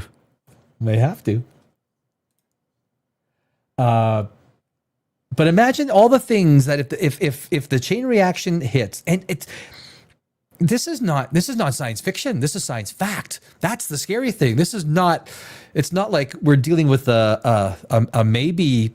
Eventually, you get critical mass, and that critical mass results in the Kessler effect, or the Kessler syndrome. A lot of people call it as well. There could be massive global social unrest as the economy grinds to a halt and unemployment hits 30 or 40%. The impact on our civilization would be devastating, and we are only describing the immediate impacts on what a runaway Kessler effect would do to humanity and the systems that rely on satellite communication. Space exploration would be the biggest casualty, putting future missions to the Moon, Mars, and beyond on indefinite hold. The International Space Station and its inhabitants would be in severe danger, as even a 1-inch piece of debris traveling at 18,000 miles per hour could destroy critical systems and cause lethal damage to the astronauts. But the Kessler effect is not inevitable, and it will require international cooperation, new laws and technologies to avoid it. The first step is to slow the rate at which new debris is being created. All satellites and rockets must be designed so that they will deorbit themselves after their task is done. All space missions must have safe disposal plans in place before any launch is allowed. The problem is how do you make the world compliant if you have, if you have certain policies to try and keep space? I mean, to me, China's a country that says, okay, well, if you go clean space for us, we're, I don't trust China. And I have a lot of Chinese friends. I've done a lot of business with China, importing over the years. Good people, good friends, a lot of good friends in China. And I don't trust Putin. My policy is I never trust anyone whose first syllable is poo. Never trust a Putin. It's just good advice. Stricter regulations and adherence to even tighter standards are crucial if we are to save the orbital space above us. Technologies such as robotic arms, harpoons, nets, and even lasers are being developed to capture and remove space junk. Although these methods are still in their early stages, they offer a promising solution to the growing problem of space debris. The Kessler effect is not science fiction. It's a real and growing danger that at the very least may limit humanity's future in space. As the number of satellites and other objects in orbit continues to rise, so does the risk of a catastrophic chain reaction of collisions. Without swift action to manage space debris, we face a future where space exploration and even basic satellite services become too dangerous. Everyone can play a part to help prevent this possible catastrophe, even if it's just being a part of the loud chorus of voices who are demanding immediate preventative action so that we can save the space above us for future generations. And that's really all we can do, right? I mean, I mean, not to burst anyone's bubble, but in the United States, it's basically a two-party dictatorship, right? Every time they say, Trump's authoritarian, the political system is authoritative. The whole system is a two-party dictatorship. The fact that they don't even allow a third party, that's the grip of power. It is so hard to start a third party. The only person that could have done it was Elon Musk when he started talking about it. Boy, but he was shut down pretty fast, right? Good luck trying to sell them cars here in America. America, do you think twice about that, Mr. Elon Musk? I don't know. We hope you enjoyed this episode and leave better informed about humanity and space, and we will see you next time. Who is that in good-looking a godless guy in that blue universe. shirt? I know that guy. All right, so there you go, right? So that is the Kessler effect, my friends. That is, a lot of people don't know about it. It's real. Watch Gravity. We are going to the moon, and we are going there. Watch Gravity. If you haven't seen Gravity, you got yourself, like, it's one of those movies that you got yourself a little treat. It's a great movie. Sandra Bullock does an amazing job. So does George Clooney, actually. I don't mind George Clooney. You know, I bought an espresso. Have you guys ever tried an espresso? Yeah. Coffee. I used to drink 1 cup of coffee a day. My friend gave me his Nespresso. He gave it to me. Great guy, right? Him and his wife. Actually, I spent 4 months when I moved back from, I moved away from LA. Lived in LA for 20 years, almost 20 years. I spent 4 months living with them when I got back. And, but then Nespresso, now I drink 3 cups of coffee. It was always 1 cup of coffee every morning. Now I drink 3 because it's Nespresso. Excuse me. It is that good. It is that good. But it's a good movie. So I do movie reviews on my other channel. Actually, we're doing Underworld Awakening, about a 10-15 minute review. Because I'm doing the Underworld series. It's Underworld. It's not underwear. I think of Kate Beckinsale. My head goes right into the gutter, right? Underworld. Kate Beckinsale. Kate looks good in shiny black leather.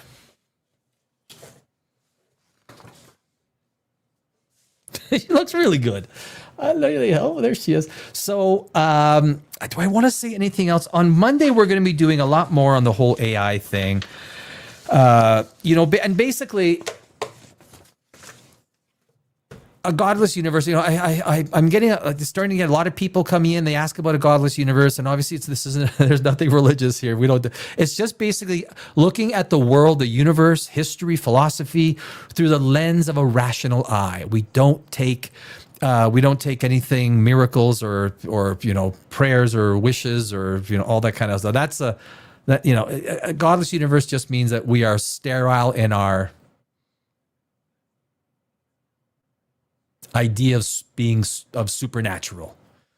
I don't believe aliens are visiting us. That's something else. Another one. I'm going to touch base on that next week. I think it's almost like almost every day you got to do something AI, and once a week you have to do aliens, right? You got to do aliens. I know people. I'm like one of my best friends. He believes in aliens. They're like, dude, come on, man. Like, oh, thank you, Steele. They're here. You're not an alien denier. I deny the aliens. I'm not. And what it does, we always have to engage in meaningful conversation, right? We can disagree, and in that disagreement, that we can have an entertaining and meaningful conversation. Hopefully, entertaining, right? When you hear other people's views and stuff, it's like people see the same movie and one hates it and one loves it. It's like, what? Now, I analyze it from the perspective of being a screenwriter, production, editing, directing, lighting, sets, having, have, a wealth of experience from that perspective. So there are some technical things. It's like Underworld Awakening. It was the fourth movie. It's bad. That's when Celine is fighting the cops and the police. It was such a poorly written script. The first three were all pretty good. If you like werewolves and you like vampires, right? That's sort of in that science fiction, sci-fi, fantasy wheelhouse. That's why I'm covering it. You got to have some entertainment, right? You got to, I should do a review of Gravity next week as well. You know what, Matt? I'm going to do. I should do that. Gravity review. Gravity from the perspective of a screenwriter. But there's not many really good werewolf or lichen and vampire shows anymore.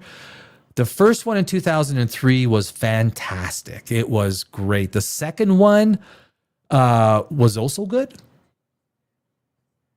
The third one, which did not have Kate Beckinsale, but it had all of the lore dealing with, what's his name? Michael Sheen, who plays Lucian. Great actor. Bill Nighy, the guy that plays Victor, great actor. I mean, the casting, excuse me as I itch my eye, the casting on the first three movies was impeccable. I thought the casting was brilliant. The gal that played the daughter of Victor, she was really good, really good. Who's that big guy? The big dude. The big werewolf.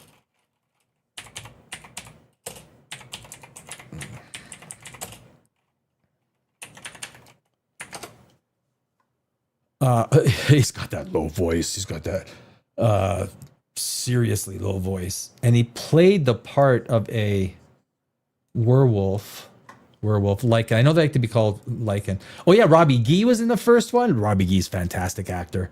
Kevin Gravois.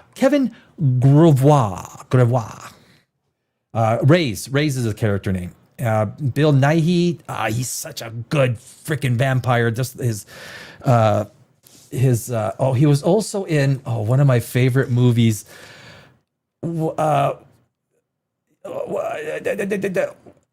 Shoot, what is it? Boy, he's in a lot of movies. Holy jeez, this dude is freaking busy. It was filmed in the 2000s. The zombie one, the funny one. Shaun of the Dead. That's what it was. Shaun of the Dead. If you haven't seen Shaun of the Dead, oh my God, you guys have got another treat. if you want to, even Zombieland. I mean, the very first Zombieland. There's another one that you can go to, and that is, why am I not in Hollywood anymore? Holy, people in Hollywood are going bust, my friend. They're going bust. AI is a big part of it. Absolutely, it is. Darn rights. Yeah. So people ask me about screenwriting and AI. If you screenwrite because you freaking enjoy it. Like, you don't go, let's see, I love wakeboarding. I don't try and put someone else in the wakeboard and have someone else ride my it's about doing the ride, right? So a true screenwriter, you love creating the story. You love going to a dead end, but that dead end creates new ideas for writing. A true writer, creative, is not going to use AI. It's going to be a lazy person who is trying to fast track their way. And I don't think AI can create the depth. Like Superman felt AI, right? James Gunn's Superman felt blocky AI. That was not good. Do you find there is truth in all movies? No, I don't. Well, I mean, I guess there's some truth in all movies. I guess it's every movie has.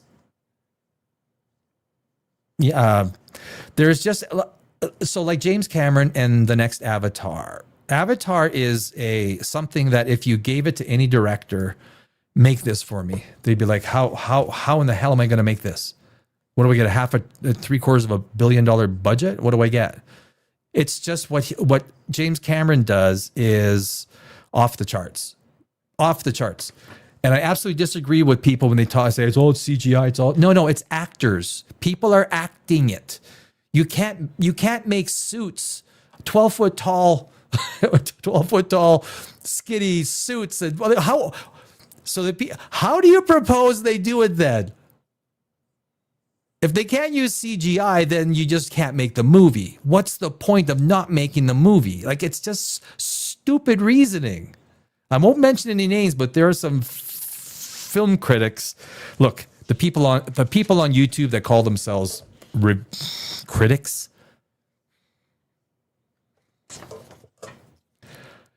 I'm not an actor. No, I've done acting. I have done acting.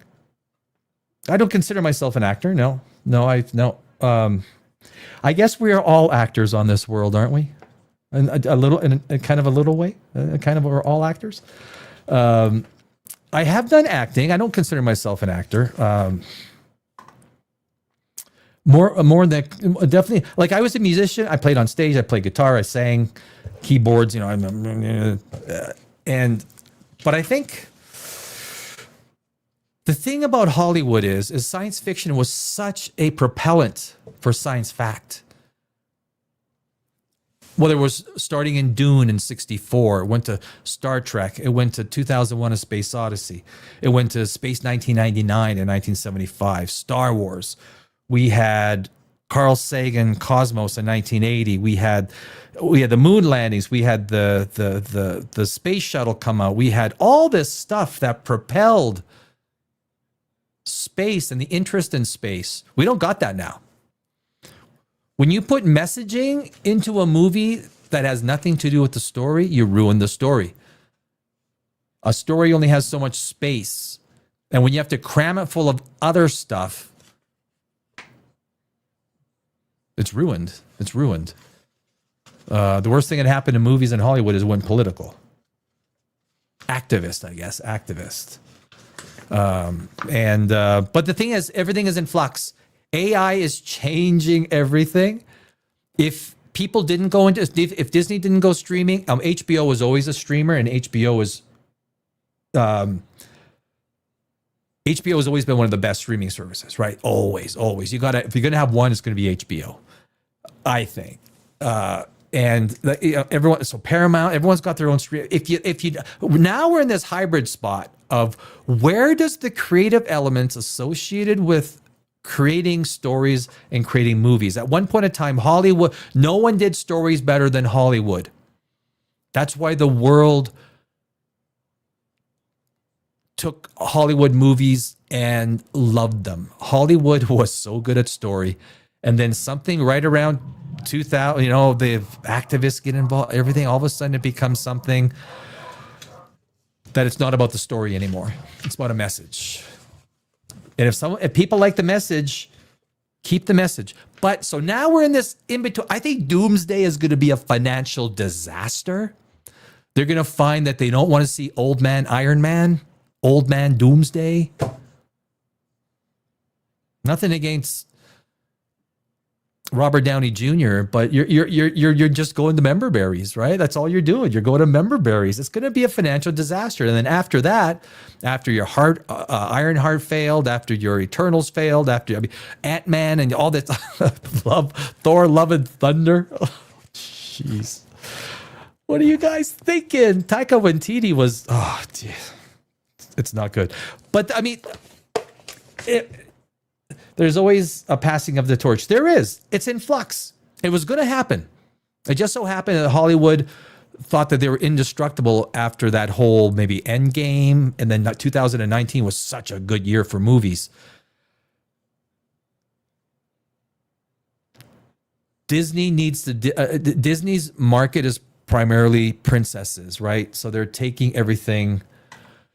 Amazingly so. I mean, it's better for them just to sell off the properties, get the cash, and because they can't use any of the intellectual property. No one cares about the stuff anymore. And superheroes might have had their day. It might have had their day. Everything has their day, right? Everything does. That's just what it is. Guys like you will be fine. Thanks, Steele. I don't share your optimism. Everything is chopping wood nowadays. Everything is like, everything is hard nowadays. Sometimes you think you want to go back to like 1985, right? We had a pager, a car. I don't know. But Underworld. So I'm going to play, and this is what I've been doing with the Underworld, is I play the trailer and I stop it so I don't get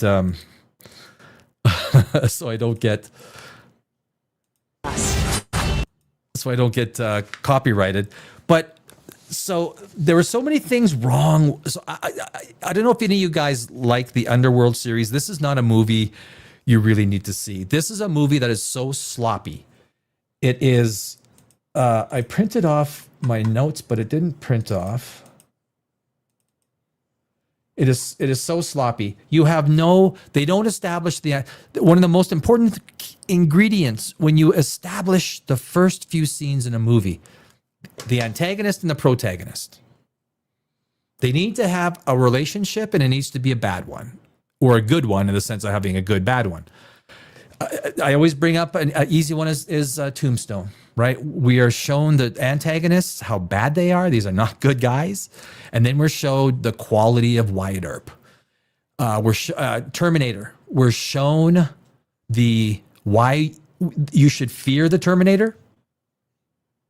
Because the first scene is the Terminator. It creates the stakes. It creates the tension. In Underworld, they needed to get rid of Michael. So they did so, and I guess maybe the actor didn't come on board, so they just had him sloppily killed. It's like, really? He was so important in a couple of movies, and he's just like... the whole thing of the Selene versus the humans didn't work. Oh, I could press play. Use the format I've been doing.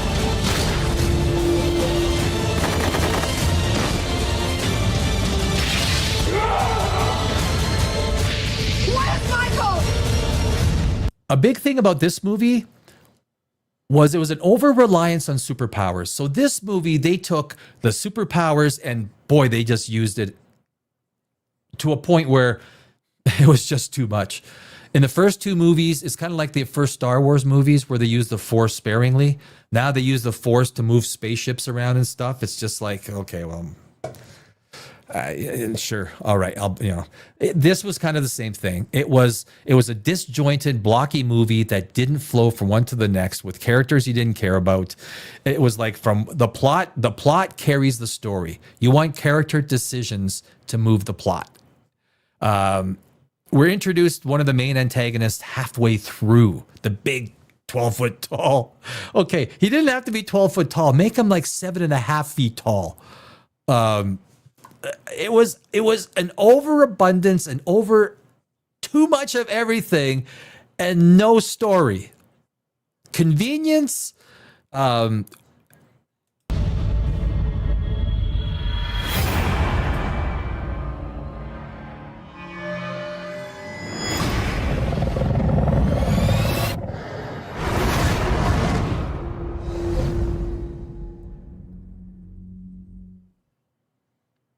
Did I take the wrong trailer? But that's it? Really? Oh, you're gonna get booed. Okay. I thought I took that. No, I am really freaking fucking up, ain't I? I mean, that's what. You know what? That's what makes live fun. Yeah, I'm not gonna applaud myself. I'm gonna laugh at myself. You dumbass. Danny the dumbass. On Monday, I'll put Danny the dumbass. Someone's laughing hard. Yeah. That's enough. All right. So basically, the entire movie, but I could do the same thing. I mean, I can pull it up. Oh, I can pull it up.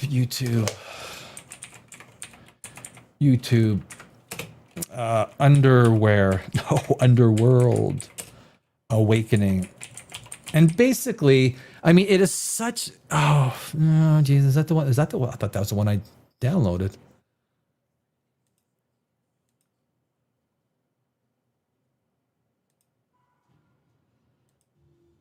Oh, okay.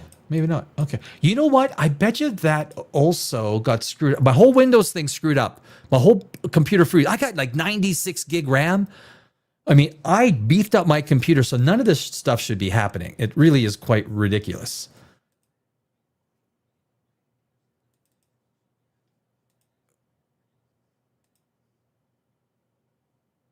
Is that the one?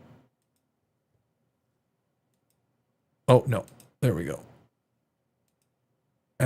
Remove from stage. Add to stage. Thank you. Let's take away that.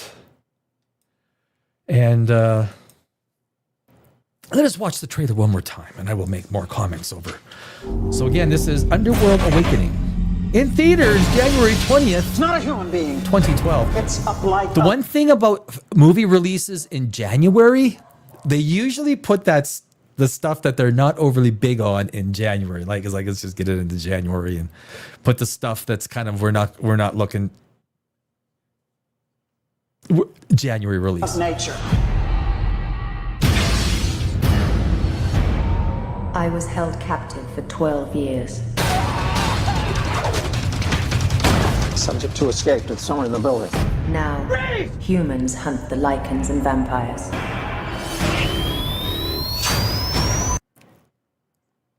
One thing that was really in the first three movies, the lighting, the sets, the tone, the world building was awesome.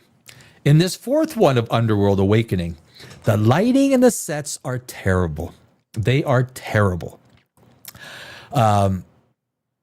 There's a scene, oh my God. So you would think that the reveal where Celine and her, finds out that that's her daughter, that you would have some huge memorable, they do it in the back of a van. I mean, they did it in the back of a van. It was about as memorable as cutting your toenails. It was so bad. Like, you guys could have exploited this.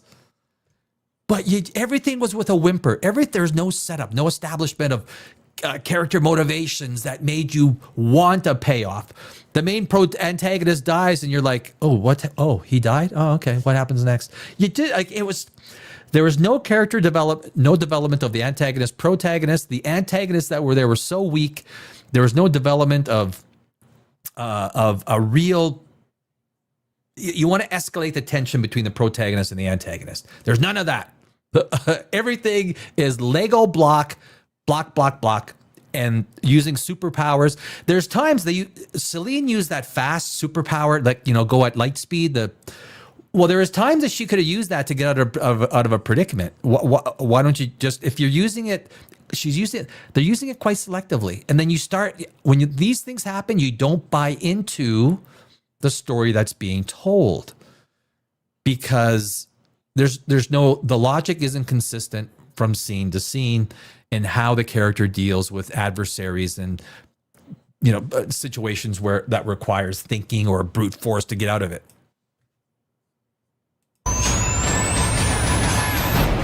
This is a new war. I used to hear stories of the Death Eaters, but they were a thing of the past, never to return. I don't recognize this world. Kate looked good. What they tried to do as well, I noticed, it felt like they tried to create some sort of a feeling of the Matrix. When she walks into the building, I think she's walking to the building with a bag of guns and she's being shot from behind. Bullets are hitting her and she's not moving or affecting. It's like, okay, well, what's going to hurt you? And the endless bullets that are shot, that's one of my biggest issues with the Underworld movies. You shoot endless bullets. So there's like 75 bullets in each clip. Endless bullets, right? What's the most frustrating thing about Underworld? And 1 out of 100 bullets actually hits its mark. It's like, what are you using guns if you can't hit your mark?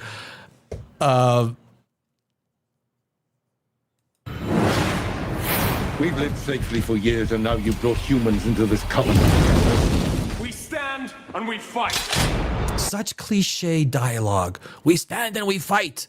No, we won't. I won't stand for it. Oh, we will fight. No, we won't. It's like, oh, what the fuck am I listening to?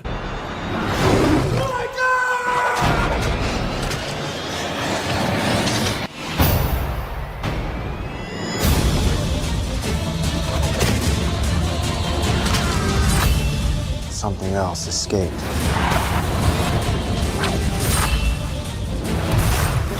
It was a lot more Hollywood. And the thing that didn't make sense, and I made the note of it, the humans were attacking and killing. Like the first 10 minutes is basically humans just wiping out vampires and lichens. I mean, wiping them out by the dozens. Indiscriminately just killing them with no morality. Just boom, boom, boom, right in the head with their, the light bullets. And then somehow the lichens are in charge. Your enemy, or what was that saying? Your enemy is my friends, something like that. The story was such a mishmash. It was not well thought out. Just more powerful than any of us.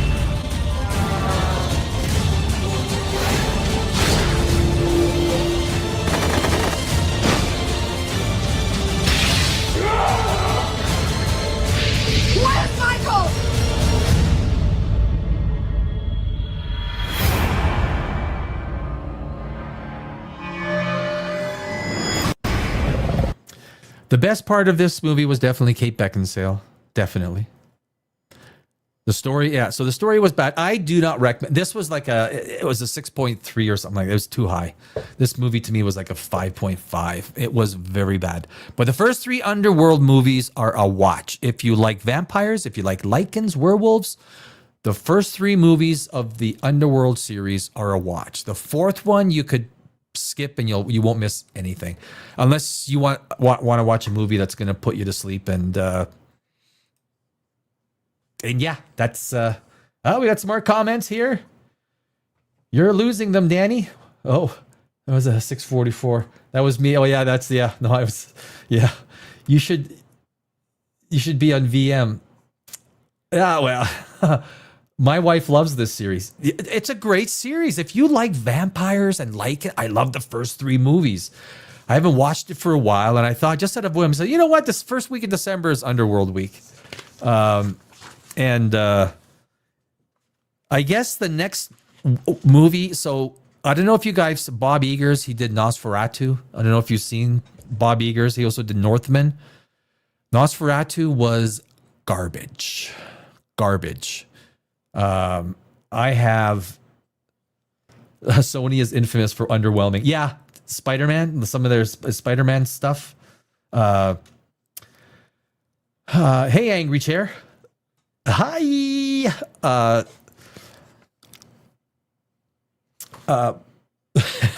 lost my thought again. Holy jeez. What? Oh my god.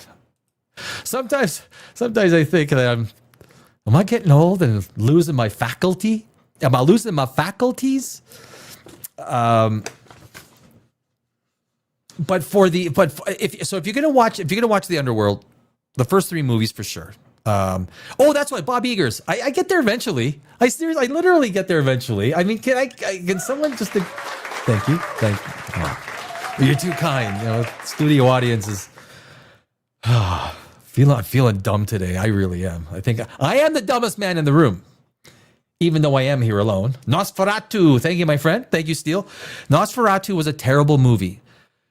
It made a tiny amount of money. I would argue if you factor everything in, it probably broke even. You're talking about a character, Nosferatu. Everyone knows Nosferatu. I mean, that was the original movie from the black and white one, right? Remember the original? Everyone knows it's Dracula. Everyone knows it's the vampire. It has a built-in base. The name alone says, it's going to get asses in seats. It's like Fantastic Four. Fantastic Four by default should have a $400 million base. It only did 512 or 22 million, which shows how bad the movie was. Nosferatu was terrible. Now he's doing Werewolf, Bob Eagers. The Northman was a disaster. I love Vikings. The TV series with Travis Fimmel, Vikings. Have you seen that one? If you guys haven't seen Vikings with Travis Fimmel, you got another treat on your hand. Travis Fimmel was amazing in that movie. All of the actors, the story was authentically Viking.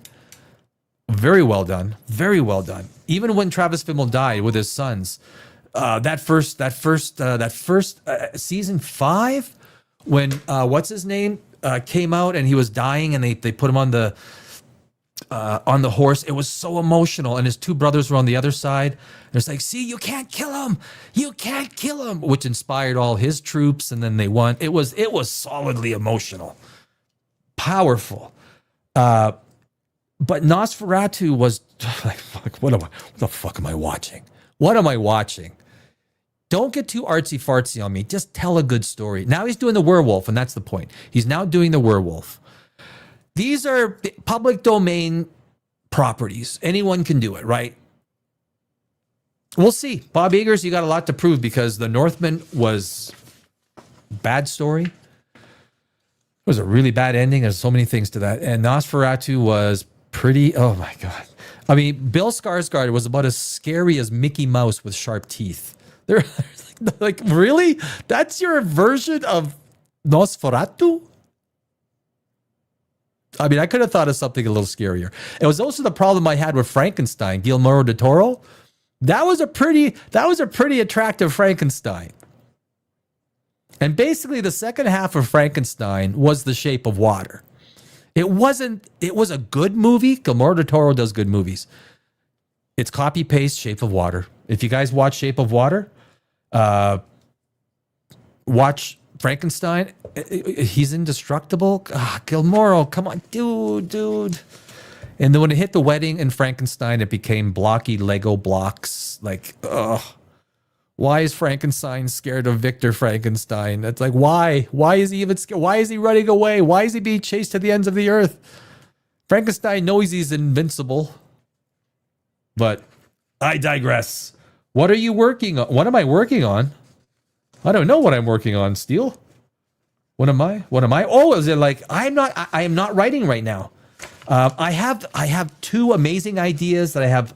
I actually have about 6 screenplays that are at various degrees of finishing, but I have this new horror one, which is I can't say anything because if I say it, it has, it's not at the Library of Congress or anything like that. So the ideas aren't protected. So you can't give, especially story ideas, because those things are stolen so fast. my so one of my stories is called The Sicken.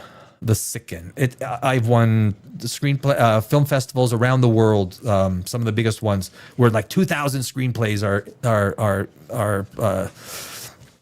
in the competition that The Sicken has won. It's a great. It's an entire world, but I think That's the one thing about YouTube. It takes so much time up. I would love to get into a situation where I do, but screenwriting requires closing the door, locking the door, and I love, like, I'm a be by myself guy, don't want a girlfriend, don't need a girlfriend, don't have any kids. I'm totally okay with that. So that is, but that's, there's some, next week. Yeah. We'll jump into some, you too, Steele. Yeah. Are you a writer, Steele? Me neither. Are you a writer? Is or a creative? Do you do some sort of creative stuff? Next week we're going to be doing, obviously we're going to do some AI stuff. I'm going to have a show. One show is going to be, we're going to jump into aliens. We're going to have some discussions about aliens. And I got Gravity written down to do, and maybe, so we got Gravity and then a couple of other, I think sci-fi. We'll do some sci-fi, stick to some serious sci-fi next week. And whatnot. So we will keep the, but I have you have a whole family. I envy you in that regard too. I do. I don't. All my family's in Europe because we were refugees. We became refugees in Vancouver in 1968. I was like 9 months old, so I had literally no family. So that's why I'm doing a live stream on Christmas Day for 8 hours. So if you guys are doing anything on Christmas Day, I will be live for 8 hours. Christmas Eve for 4 hours. I'll probably have generous amounts of wine, so that's my prerogative. My prerogative. So, and I think that's the show. AI. We're gonna do a lot of AI. Where it's gonna be a great week next week. I hope all of you guys have a super awesome weekend and a Friday, and stay safe wherever you are. All my best to everybody, and I will see you on Monday.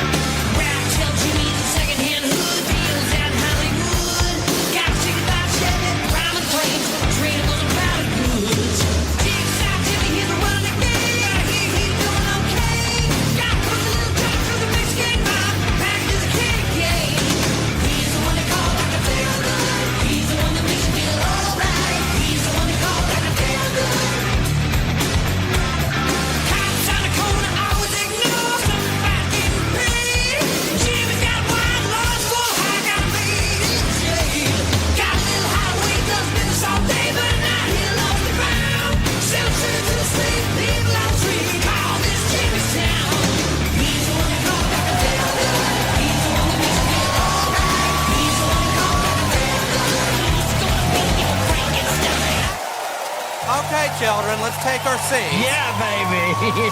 We'll do it live. Fuck it.